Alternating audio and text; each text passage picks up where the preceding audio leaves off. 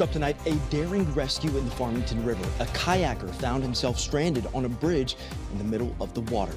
Hi, everybody. Thanks for joining us tonight on Eyewitness News at 6. I'm Bryant Reed. When Hartford firefighters went in to rescue the man, their boat capsized, leaving now 3 people fighting to get to shore. Amanda Callahan is your reporter live in East Granby after speaking exclusively with the crew that got everyone on land safely. Amanda. Well, Brian, conditions tonight are nothing like what they were dealing with last night when this all unfolded. It was dark out, it was rainy, and there were fast-moving rapids in this water. And one of the firefighters who was in that boat that capsized told me that while they were trying to swim to shore, it felt like they were just tumbling in a washing machine trying to get out. Now, this all happened when multiple 911 calls came in around 7 o'clock from people who saw a man stuck on the bottom of a pillar of a bridge.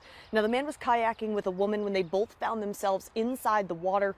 The woman was able to make it to shore, but several fire departments were called in to try and rescue that man who was stranded. The Hartford Fire Department has a tactical rescue team, and it was those men and their equipment that were able to get the man to safety, but it wasn't easy. Now, first they tried to get a rope across the river and walk out to the victim, but those rapids were too strong. They kept falling off.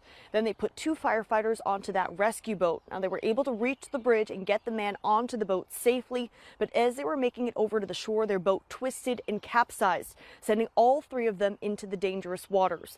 A lieutenant who was the commander of the scene describes what was going through his head as his crew members were swimming for their lives, all while keeping that victim with them.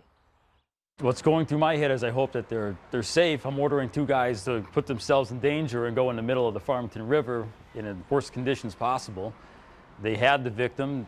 Everything was going great, but the second the boat capsized, the thought that went through my head is, oh my God, I just lost 2 guys and a victim. Now, this team is always training, and coincidentally, just 2 days before this happened yesterday, they were actually in this area of the Farmington River practicing for a situation just like this one, and they credit that to the good outcome. A reporter live in East Granby, Amanda Callahan, Channel 3 Eyewitness News.